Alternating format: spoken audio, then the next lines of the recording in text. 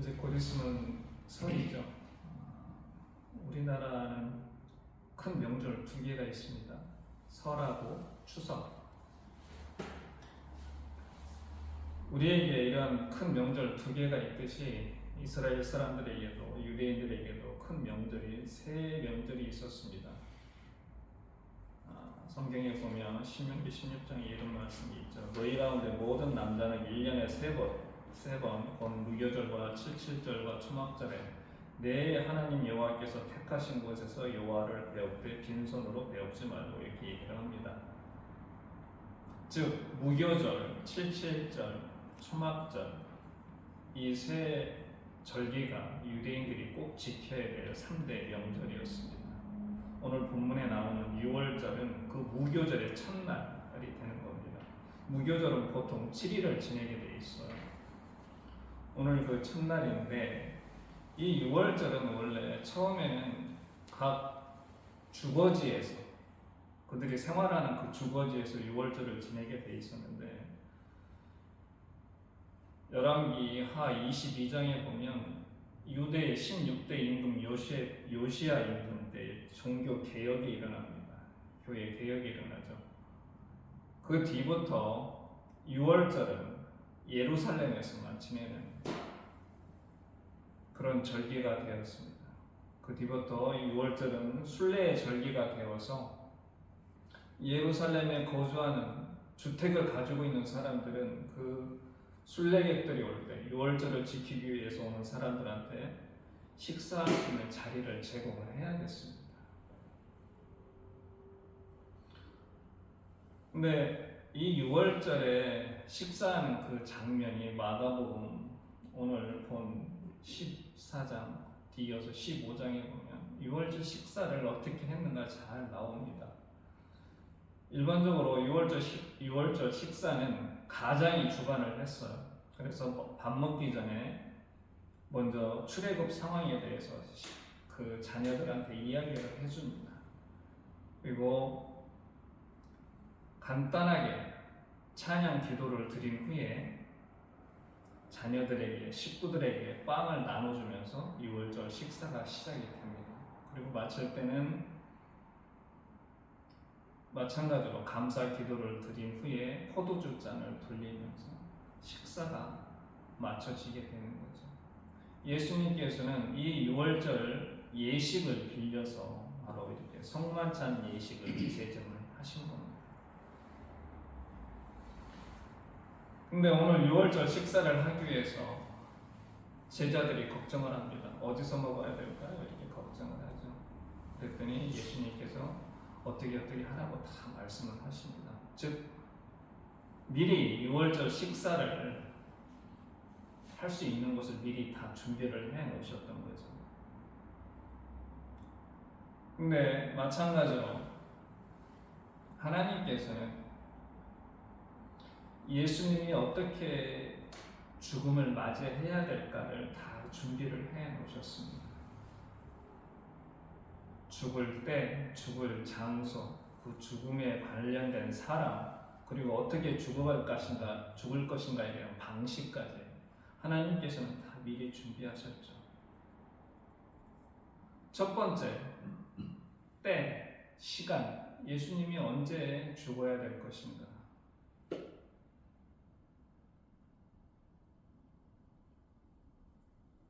예수님 같이 뭔가 사명감을 가진 분이 죽어야 될 때는 일반적인 죽음과는 좀 다릅니다.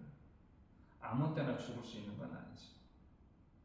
전도서에 보면 이런 말이 있죠. 3장에 범사에 기한이 있고 천하 만사가 다 때가 있나니, 그러면서 쭉 1절부터 8절까지, 정확히 하면 2절부터 8절까지 그 때에 대해서 쭉 얘기합니다. 날 때가 있고 죽을 때가 있고 심을 때가 있고 거둘 때가 있고 사랑할 때가 있고 미워할 때가 있고 전쟁할 때가 있고 평화할 때가 있느니라. 그러면서 쭉 각 적절한 때에 대해서 이야기를 합니다. 마찬가지로 예수님께서 죽어야 될 적절한 때가 있었는데 그날이 언제였습니까? 바로 6월절이었죠. 이스라엘의 가장 중요한 절기 바로 6월절이었습니다. 무교절. 왜 그러면 이 날을 선택했을까? 왜 이 절기를 선택했을까? 우리는 6월절의 의미에 대해서 한번 생각을 해봐야 됩니다. 6월절이 주는 첫 번째 의미는 이스라엘 사람들한테 구원이죠. 창세기에 보면 잘 알다시피 이집트에 10가지 재앙이 닥치는데 그 마지막 재앙이 뭐였습니까? 애굽에, 즉 이집트에 난 모든 첫 것들, 사람이든 동물이든 모든 첫 소생은 다 죽는 거였습니다. 근데 그 죽음에서 벗어나려면 어떻게 해야 됐습니까? 어린 양을 잡아서 그 피를 좌우, 쉽게 말하면 문에 피를 발랐어야 돼요. 문 틀에. 양의 피를 그 문 틀에 바르면 그 죽음을 벗어날 수 있었습니다. 곧 죽음에서 구원을 받는 거죠. 어린 양의 피를 통해서. 그리고 두 번째는 뭡니까? 이 6월절, 이게 바로 결정적으로 이집트에서 이스라엘 민족이 430여 년간 노예 생활을 했는데 그 노예 생활에서 벗어나는 해방의 계기가 되는 거였습니다. 즉 6월절이라고 하는 의미는 뭐냐? 구원과 해방. 뭐를 통해서? 어린 양의 피를 통해서. 여기서 말하는 어린 양, 신약 시대에 오면 누가 되는 겁니까? 예수 그리스도가 되는 거죠. 그런데 우리는 질문을 던져야 됩니다. 왜 꼭 피를 흘려야 될까? 이거에 대해서 히브리서 9장이 뭐라고 얘기하냐면 율법을 따라 거의 모든 물건이 피로써 정결하게 된다. 깨끗하게 된다는 거죠. 피 흘림이 없은즉 사함이 없느니라. 여기서 사함이라는 건 용서함이라는 뜻입니다. 즉 피를 흘려야만이 죄에서 용서받을 수 있다. 그런 의미가 되는 거죠. 그렇기에 예수께서 인류가 지은 죄 때문에 피를 흘리십니다. 어느 때? 무교절에, 6월절에 이스라엘이 애굽으로부터 구원받고 해방된 그 절기에 예수께서는 바로 피를 흘리시게 되는 겁니다. 두 번째는 장소가 중요하겠죠. 길 가다가 예수께서 길 가다가 갑자기 객사하면 아무 의미가 없지 않습니까? 제가 생각하기에는 그 죽음에 어울리는 자리가 있는 것 같아요. 저는 목사이기 때문에 개인적으로는 저한테 가장 어울리는 자리가 어딜까? 저는 교회라고 생각합니다. 예배다. 그리고 어떻게 죽었으면 좋을까요? 과연 목사답다. 그런 거 있잖아요. 기도하다가 죽으면 얼마나 멋있습니까? 스님이, 제가 절 얘기해서 좀 미안하지만 스님이 가장 멋있는 죽음은 어떤 거였나요? 좌정에서. 모든 큰 스님들은 대부분 그런 죽음을 맞이하잖아요. 좌정에서, 그 법당에서 죽는 거. 장군이 가장 명예로운 죽음이 뭡니까? 전쟁터에서 죽는 겁니다. 이순신 장군처럼. 바로 이렇듯 모든 사람에게는 죽음에 어울리는 자리가 있었는데 예수님께서 죽음에 어울리는 자리는 어디였냐? 예루살렘이었습니다. 예루살렘의 원뜻은 뭡니까? 평화의 성읍이라는 뜻이에요. 옛 지명은 살렘이었죠. 평화의 성읍. 그리고 이 예루살렘이라는 곳은 세계 3대 종교, 즉 유대교, 기독교, 이슬람의 성지이기도 합니다. 그런데 예루살렘, 이 성이 가지고 있는 뜻과 평화의 성읍이라고 가지고 있는 뜻과는 다르게 이 예루살렘은 선지자들의 무덤이었습니다. 죽음의 장소였죠. 그래서 이 예루살렘을 보면서 마태복음 23장에 보면 예수님께서 탄식을 합니다. 예루살렘아 예루살렘아 선지자들을 죽이고 내게 파송된 자들을 돌로 치는 자여. 이렇게 예루살렘에 대해서 탄식을 하시죠. 여기서 말하는 선지자 그리고 파송된 자, 이 두 가지를 동시에 만족하는 사람이 누구였습니까? 예수님이었죠. 예수님은 선지자이시면서 또 하나님으로부터 보내신 받은 분이었습니다. 이 두 조건을 동시에 갖추신 분 바로 예수님. 그 예수님이 가장 죽음에 어울리는 자리가 어디였겠습니까? 바로 이 예루살렘에 되는 거죠. 하나님께서는 예수님이 죽어야 될 때와 장소를 이렇게 준비하신 겁니다. 그리고 세 번째는 이 죽음을 도와줄 사람이 필요했습니다. 좀 말이 이상한가요? 죽음을 도와줄 사람? 옛날에 일본군 왜군들이었죠. 외의 장수들은 죽을 때 할복을 합니다. 근데 그 뒤에 꼭 목을 치는 사람이 있었어요. 죽음을 도와주는 역할을 하는 사람. 고통을 빨리 없애기 위해서. 근데 예수님의 죽음을 도와주는 사람은 어떤 사람이었느냐? 예수님의 제자 중에 한 명이었습니다. 우리가 잘 알고 있는 가룟 유다. 이 가룟 유다는 그냥 예수를 따라다녔던 평범한 제자가 아니었고 12명 예수님이 택하신 12제자 중에 한 명이었습니다. 어떻게? 철야기도를 통해서 예수님께서 철야기도를 통해서 누구를 나의 제자로 택할 것인가? 쭉 이스라엘 12지파를 대표할 수 있는 제자를 누구를 택할 것인가? 밤새 철야기도 하신 후에 선택한 제자 중에 한 명이었습니다. 그리고 그냥 제자가 아니라 사도라고 칭함받은 그런 제자였습니다. 사도가 뭔가요? 보내심 받은 자였습니다. 즉 예수님으로부터 보냄받은 자, 즉 예수님이 곧 하나님이시기 때문에 하나님으로부터 보냄받은 자라는 칭호까지 받은 그런 사람이었고 예수님으로부터 가장 신뢰받는 자였습니다.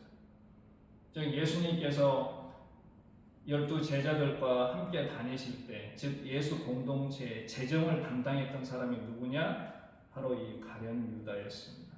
제가 지난 시간에도 얘기했지만 한 단체나 조직에서 회계를 맡긴다는 것, 돈을 맡긴다는 건 가장 믿을 만한 사람한테 맡기는 거죠.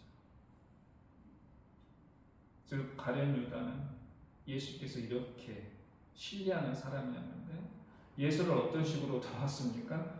배신하는 방법, 예수를 팔아먹는 방법으로 예수의 죽음을 도왔습니다. 일반적으로 어느 조직이나 국가가 망할 때는 외침도 있지만 대부분은 내부의 분열에 의해서 망하게 됩니다. 역사적으로 배신과 분열. 우리나라 삼국시대, 우리가 보통 삼국시대라고 얘기하잖아요. 옛날 고대 삼국시대, 고구려가 왜 망했을까? 백제가 왜 망했을까? 대부분 안에 배신자가 있었고 국론이 분열됐습니다. 위기가 닥쳤을 때 하나로 뭉쳐가지고 그걸 막아야 돼, 물리쳐야 돼. 고구려와 백제는 그렇지 못했기 때문에 망했습니다. 상대편에서 보기에는 손 안 대고 코 푸는 그런 거죠. 마찬가지로 예수님께서 잡혀가실 때 그렇게 대제사장들과 서기관들과 사두개파, 바리새파에서 예수를 어떻게 하면 잡아갈까 고민하면서도 잡아가지 못했었는데 그 예수의 제자 가운데, 그것도 제일 믿는 제자 가운데 하나가 배신을 해서 예수를 팔아먹은 겁니다. 얼마나 쉽습니까? 예수께서 어디서 기도하시고 어느 시간에 기도하는지 그것까지 다 계산해서 대제사장들한테 얘기를 해주는 거죠. 얼마나 쉽습니까?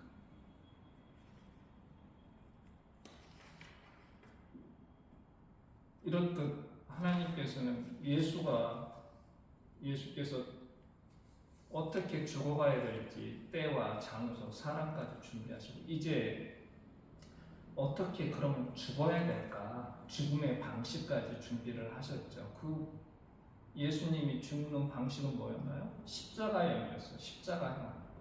원래 이 십자가형은 페르시아에서 고대 제국 페르시아에서 시작이 됐는데 이게 이집트나 카르타고로 넘어갔고 이걸 어디서 배웠습니까? 로마가 배워서 그 사용 방법을 채용을 했습니다. 일반적으로 이 십자가형을 당하면 보통 죽는 시간이 짧게는 서너 시간, 길게는 3, 4일 걸린다고 그래요. 왜 이렇게 시간의 차이가 나느냐? 우리가 복음서에 보면 예수께서 십자가형을 짓기 전에 어떤 게 있었습니까? 채찍질을 당하죠. 이 채찍질의 강도에 따라서 일찍 죽을 수도 있고 늦게 죽을 수도 있는 거예요. 사망 요인은 근육경련과 질식사. 근데 너무 오래 끌면 안 되기 때문에 죽음을 좀 재촉하기 위해서 취하는 방법이 뭐인가요? 다리를 부러뜨리는 거예요. 예수님의 처형 장면을 보면 예수님 양옆에 두 사람이 더 있었지 않습니까? 근데 그 두 사람은 다리를 부러뜨렸어요, 군인들이. 근데 예수님 다리는 왜 안 부러뜨렸느냐? 보니까 이미 숨이 끊어졌기 때문에 창으로 옆구리를 찌른 겁니다.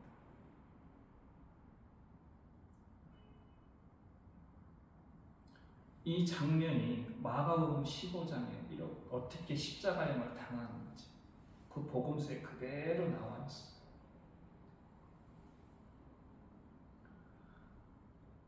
근데 일반적으로 십자가형을 당할 때는 어떻게 하느냐? 먼저 채찍으로 맞은 다음에 그 사형 도구인 십자가 중에 십자가면 수직으로 된 기둥과 수평으로 된 기둥이 하나 있는데 그 수평으로 된 기둥을 본인이 처형당할 장소까지 직접 지고 가야 됩니다. 어떤 모습으로? 나체로.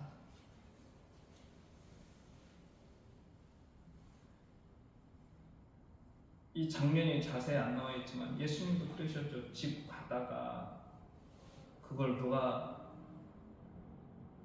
대신 다른 사람이 들게 되죠. 누구였죠? 구레네인 시몬이었나요? 네. 그러니까 역사적으로 복음서에서 십자가형을 당하는 사람의 그 모습을 역사적으로 잘 묘사를 한 겁니다.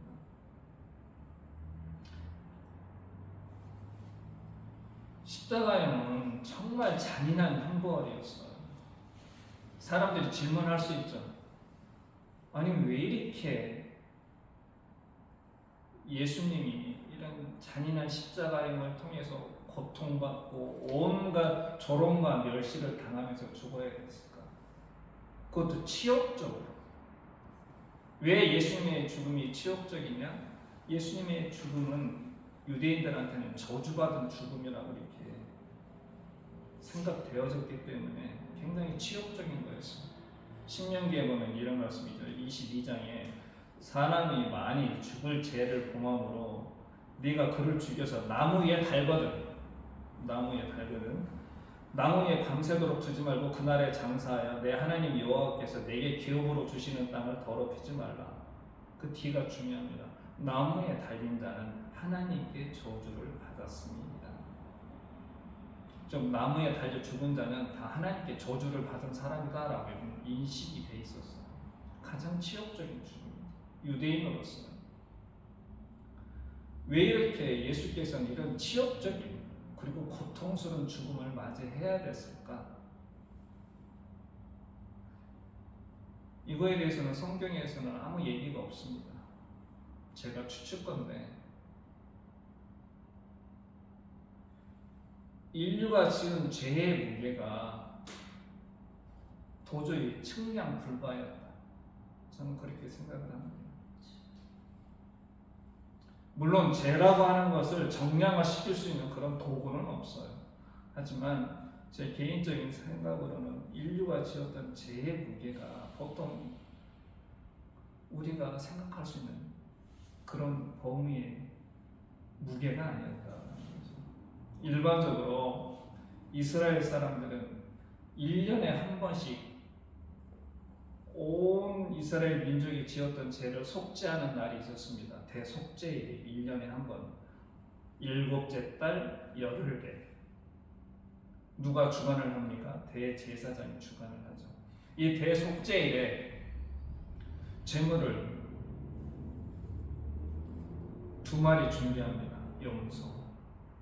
이 두 마리의 역할이 각각 다른데 하나는 죽여서 속죄소 위에, 속죄소라는 건 뭐냐면 이 성막이 있으면 그 안에 지성소라는 곳이 있습니다. 그 지성소 안에 뭐가 있었느냐? 언약궤가 있었고 이 언약궤를 덮는 덮개가 있었는데 이 덮개를 속죄소라고 했어요. 이 속죄소 위에다가 그 잡은 염소의 피를 위와 앞에다 이렇게 뿌렸습니다. 그리고 한 마리의 염소는 또 어떻게 하느냐? 대제사장이 그 염소의 머리에 안수하면서 1년 동안 이스라엘이 지었던 그 죄를 다 얘기를 합니다. 우리 천주교에서 사람들이 신부님 앞에 와서 고해 성사하듯이 그렇게 안수하면서 이스라엘 죄를 쭉 나열한 다음에 그 염소를 끌고 가서 사람한테 주어서 광야가 있는 곳까지 가서 이 염소를 놓아줍니다. 의미는 뭐냐? 이스라엘의 모든 죄를 이 염소한테 전가시키는 거죠. 바로 이 두 마리 양의 역할을 염소의 역할을 누가 한 겁니까? 예수께서 하신 거죠. 십자가에 달려 죽음으로써 피 뿌림의 제사를 드렸고 인류의 모든 죄를 짊어지신 그것, 바로 이 두 마리 염소가 했었던 일을 예수 그리스도께서 하셨고 그렇게 죽으셨습니다. 이렇듯 하나님께서는 예수께서 인류의 죄를 담당해서 십자가에 어떻게 해서 돌아가실 것인가, 그 때와 장소, 사람과 방식을 미리 다 준비를 해놓은 거죠. 우리는 살면서 하나님의 경륜과 섭리, 즉 계획과 그 계획을 어떻게 실행할 것인가에 대한 이해를 할 수 없는 게 너무나 많습니다. 오늘 인류를 구원하는 이 방식도 우리의 상식으로, 우리의 이성으로는 이해 불가죠. 하지만 로마서 8장에 이런 말이 있죠. 하나님을 사랑하는 자, 곧 그의 뜻대로 부르심을 입은 자들에게는 모든 것이 합력하여 선을 이룹니다. 여기서 모든 것이라고 하는 것은 저는 모든 상황이라고 이해를 하고 싶습니다. 간혹 가다가 우리가 이해하지 못할 방식으로 하나님께서는 당신의 뜻을 이뤄나가는 거죠. 때로는 악인을 들어서 우리를 교훈하시기도 합니다. 늘 선한 방식과 선한 뜻으로 우리를 교훈하시는 게 아니라 때로는 악한, 우리는 이해를 못하지만 이스라엘이 하나님께 범죄할 때마다 아시리아, 바빌로니아 주위의 여러 강대한 민족들을 통해서 이스라엘을 회개하게 만드셨듯이 하나님께서는 우리가 이해하지 못하는 방식으로 당신의 뜻을 이뤄갑니다. 즉 우리 주위에 있는 어떤 상황을 가지고 어떤 계획을 가지고 어떻게 실행하실지 모르겠지만 그러한 모든 상황들이 하나로 뭉쳐서 당신의 뜻을 이뤄간다, 이런 말씀이 되는 거죠. 지금 우리 앞에 여러 가지 어려운 현실이 있습니다. 아직도 그게 끝나지 않았습니다. 저희 교회도 마찬가지입니다. 우리가 하나님의 일을 해 나간다고 생각을 하면서 일을 해 나가는데도 불구하고 때로는 우리가 이해하지 못할 방식으로 우리를 훈련시키고 또 당신의 뜻을 실행해 나가는 거죠. 근데 우리가 한 가지 성서를 통해서 배워야 될 건 뭐냐? 하나님의 정의와 공의, 하나님의 사랑은 당신이 뜻한 대로 꼭 이루어진다는 겁니다. 제가 우리나라 상황에 대해서 아까 상황님도 기도를 하셨지만 지금 여러 가지로 어렵죠. 나라뿐만이 아니라 교회도 개판입니다. 어디서 듣도 보도 못한 정광훈 같은 자가 나타나가서 교회의 욕이란 욕은 다 먹게 만들어요. 심지어 그 교회 전도사라는 사람은 법원에 쳐들어가가지고 사람들을 선정해서 기물을 파손하고,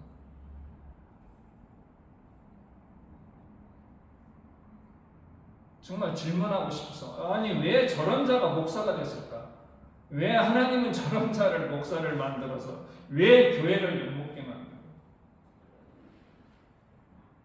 왜 교회를 힘들게 하고, 왜 많은 사람을 교회를 떠나게 만들까? 많이 질문도 하고 원망도 하고 그렇게 하고 싶습니다. 하지만 오늘 제가 말씀드렸거든요. 그리고 로마서에 바울 사도가 얘기했던 거죠. 우리가 이해하지 못하고 우리가 깨닫지 못하지만 하나님은 이러한 모든 상황을 이용해서 당신의 뜻을 이루어간다는 것, 그거 하나만 명심하시기 바랍니다. 여러분들이 개인의 삶에서도 이해하지 못할 방식의 고난이 닥칠 수가 있습니다. 원치 않은 그런 어려움이 내 눈앞에 닥칠 수가 있습니다. 원망하지 마십시오. 그럴 때마다 무릎 꿇고 기도하시기 바랍니다.